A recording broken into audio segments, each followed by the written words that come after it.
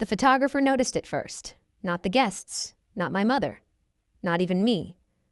His finger hovered over the shutter button, then slowly lowered as if instinct told him this wasn't a moment meant to be captured.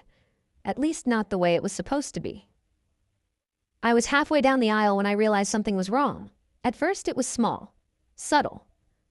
The music hadn't changed. The string quartet kept playing, but one violin was slightly off, just enough to make the melody feel like it was forcing itself to stay beautiful. Then came the silence. Not complete silence, just that strange, spreading quiet that moves through a crowd when people begin noticing something they don't understand yet. I kept walking. One step, then another. My heels echoed too loudly against the marble floor. That's when I saw his face. Daniel Whitmore. My fiancé, the man I was supposed to marry in less than a minute. He was smiling, but it wasn't the smile I knew.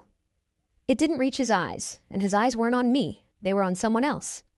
I followed his gaze. Bro, my mother. She was smiling too, and suddenly I felt cold. My name is Alara Vance. I'm 30 years old, a corporate attorney from Boston. And that morning I thought I was walking toward the most stable, carefully planned future of my life. Instead, I was walking into something I hadn't prepared for. Something I should have seen coming. But didn't. Not until it was too late. Or maybe, not until it was exactly the right moment. 3 years earlier, Daniel Whitmore had been everything people admire on paper. Educated, composed, polished in that effortless way that suggested generations of money without ever needing to mention it. He didn't just enter a room, he belonged in it. My mother loved that about him. He's the kind of man who leads, she told me after meeting him once. You won't have to struggle with someone like that. At the time, I thought she meant stability, security. Now I understand she meant something else. Control. Back then, Daniel was attentive in a way that felt rare. He remembered small details. He sent handwritten notes. He listened, or at least he made it look like he did. Looking back, I realized something important. Daniel didn't listen to understand. He listened to map, to learn where to apply pressure. The first crack appeared 6 months in. It wasn't dramatic. No shouting, no anger, just silence. I had just made partner track at my firm, something I had worked toward for years. When I told him, I expected celebration. Instead, he paused, smiled, then said, ambitious. Ambitious, not impressive, not deserved. Ambitious. That night, he barely spoke. The next day, he canceled dinner. The day after that, he didn't answer my calls. 3 days of silence. 3 days of wondering what I had done wrong. When he finally returned, he was calm again, warm even. I just needed space, he said. You know how intense things can get. And I believed him, because it was easier than questioning it. The changes didn't come all at once. They never do. They arrive quietly. He didn't like certain dresses. They send the wrong message. He didn't like how I spoke in meetings. You don't need to be so forceful. He didn't like my friends. They don't understand your future. Each comment sounded reasonable on its own, even caring, especially when my mother reinforced them. He's helping you, she'd say. Men like him refine you. Refine. Like I was something unfinished, something needing adjustment. Over time, I adapted. Softer tone, shorter meetings, fewer opinions. Less me. And every time I adjusted, Daniel smiled. That same smile, the one I saw at the altar. The one that never reached his eyes. The night before the wedding, everything should have been perfect. The hotel suite overlooked the city skyline. The dress hung by the window. My phone buzzed constantly with messages, congratulations, excitement, expectations. Daniel stood by the table, reviewing documents. Always reviewing something. Just one more thing, he said casually. He slid a folder toward me. An addendum to the prenup. Minor adjustments. I didn't sit down. What kind of adjustments? He didn't look up immediately. Structural ones. It aligns our assets more efficiently. Efficient. I walked closer, opened the folder, read. Once, then again, because the first time didn't feel real. This transfers my firm shares into a joint holding structure, I said slowly. Temporarily, he replied. Controlled by your family office.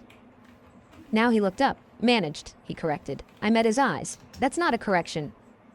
The air changed, just slightly, but enough. His jaw tightened. Alara, he said, voice calm but firmer now, this is how serious partnerships operate. This isn't a partnership. Silence. There it was again, that same silence from months ago, but this time I didn't feel it. You're tired, he said after a moment. We don't need to do this tonight. No, I replied, we do. Something flickered in his expression. Not anger, not yet. Something sharper. You're overthinking, he said. Sign it, and we move forward. I closed the folder. I'm not signing this. The room went very still. Daniel took a step toward me, slow, measured. You will, he said quietly. Not a suggestion, not even pressure, a statement. I didn't move. No, I said, and for the first time in 3 years I saw him without the mask. It wasn't loud, it wasn't explosive. It was cold, precise. Controlled in a way that felt far more dangerous than anger. He exhaled slowly, then smiled. That same smile. We'll discuss this in the morning, he said, as if the decision had already been made, as if my answer didn't matter. I didn't sleep that night. Not really. I sat by the window, watching the city lights flicker, replaying every moment of the last 3 years, every comment, every silence, every adjustment. And for the first time, I didn't reinterpret them to make sense. I saw them clearly, exactly as they were. By morning, something inside me had shifted. Not broken, not panicked, focused. When my phone buzzed, I didn't hesitate. I opened the message. Mara, I need you to trust me. Don't react. Just follow my lead today. Mara, my best friend. The only person Daniel never managed to push away completely. I typed back, what did you find? 3 dots appeared, then disappeared, then appeared again. Finally, enough. Back in the chapel, standing just a few steps from the altar, I tightened my grip on the bouquet. Daniel finally looked at me and smiled. The room relaxed. They thought everything was fine again. They thought the moment had passed. They were wrong. Because I already knew something they didn't.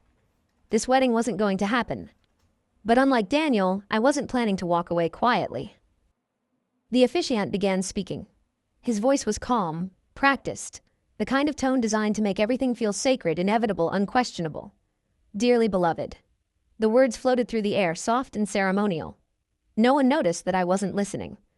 I was watching Daniel. Every movement, every breath, every micro-expression he thought no one could see. He stood perfectly still, hands clasped in front of him, posture relaxed. To anyone else, he looked composed. He looked prepared. Not for a marriage. For an outcome. His thumb brushed lightly against my hand, a gesture that might have seemed affectionate. It wasn't. It was a signal. Stay in line. Play your role. Finish what we started. I didn't pull away. Not yet. Because Mara's message echoed in my mind. Don't react. Just follow my lead. 12 hours earlier, I didn't understand what she meant. Now I did.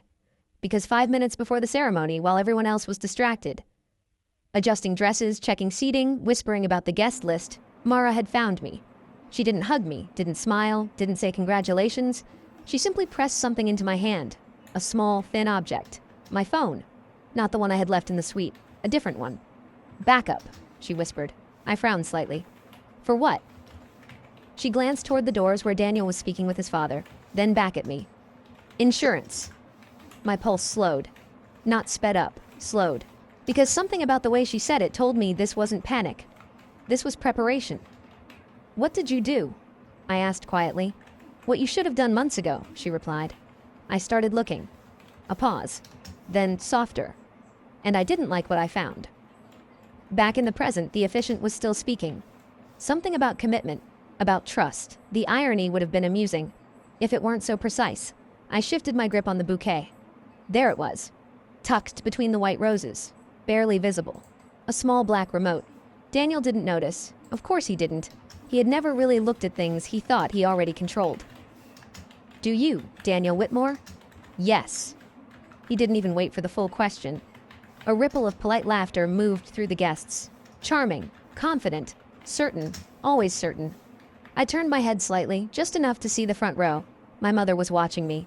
Not warmly, not nervously, critically, like she was evaluating a performance, making sure I delivered it correctly, that I didn't embarrass her, that I didn't deviate. For a brief moment, something old tried to surface inside me. That familiar instinct, be good, be agreeable, be what they expect. I felt it, and then I let it go. Do you, Alara Vance? I didn't answer. Not immediately. The pause stretched, just long enough. The officiant blinked. Daniel's fingers tightened slightly around mine. There it was again, the warning. I turned my head, met his eyes, and for the first time that day, I smiled. Not the soft, accommodating smile he was used to. Something else, something he didn't recognize. Before I answer, I said clearly, my voice steady, I'd like to share something. The room shifted instantly. Confusion, curiosity, a flicker of discomfort. Daniel leaned closer. Alara, he said under his breath, still smiling for the audience. Not now. I didn't look at him. Now, I repeated into the microphone. Behind us, the large screen flickered to life. At first, it was just static, a moment of uncertainty. Then the image sharpened, a hotel room, dim lighting, familiar furniture, our suite. A murmur spread through the room. Daniel went still. Completely still. Turn it off, he whispered. I pressed play. His voice filled the chapel, clear, controlled, undeniable. You will sign it. A pause, my voice tired. Firm. No. Then the shift, subtle, dangerous. You're not thinking clearly. The guests leaned forward. No one was laughing now. No one was whispering. They were listening. Really listening. I watched the room, not the screen. I watched understanding spread. Slow, uncomfortable, irreversible. The recording continued. You don't get to walk away from this. A sharp sound. Not loud, but unmistakable. Something hitting something. Then silence. The video froze. I paused it there, right before anything else could be said. Because that was enough. More than enough. I didn't fall, I said calmly. No one moved. No one spoke. Even the air felt different. Heavier. Real. Daniel stepped forward. This is completely out of context. Is it? I asked, turning to him. Our eyes met. And this time, he didn't smile. You're making a mistake, he said quietly. I tilted my head slightly. No, I replied. I was about to. A few guests shifted uncomfortably. Someone in the back stood up, then sat back down. No one wanted to be the first to react, because reacting would make it real. I reached into the bouquet again, pulled out something else, a folded document. Last night, I continued, I was asked to sign an amended prenup. I opened it slowly, deliberately, one that would transfer my assets into a structure controlled by Daniel's family. Now the murmurs weren't quiet anymore. They were growing. Questions, doubts, recognition. Daniel's father leaned forward sharply. What is she talking about? He demanded. Daniel didn't answer, because he couldn't. Not without confirming everything. I'm a corporate attorney, I said, my voice steady, which means I read things very carefully. A faint ripple moved through the room. Different now. Less sympathy. More attention. And I asked questions. I held up the document. So I did. I let the silence sit for a moment, then added, and I found answers. Daniel took a step toward me. Security shifted instantly, subtle, but present, blocking, containing. The first crack appeared in his composure, not visible to everyone, but I saw it, because I knew where to look. Alara, he said, his voice tighter now, stop this. I met his gaze. You should have stopped last night. I turned slightly toward the audience again. The prenup wasn't the problem, I said. It was the reason behind it. I nodded once, almost imperceptibly, and right on cue, the screen changed. New documents, numbers, transfers. Company names most people in the room recognized and others they didn't, but would, soon. That structure, I continued, it wasn't about partnership. A pause. It was about debt. Now the room reacted, audibly. Shock doesn't stay quiet for long. Significant debt, I added, hidden behind shell entities. Daniel's father stood up. Fully now. That's enough, he said sharply, but it wasn't, not even close. Because this wasn't revenge. This was exposure, and it had only just begun.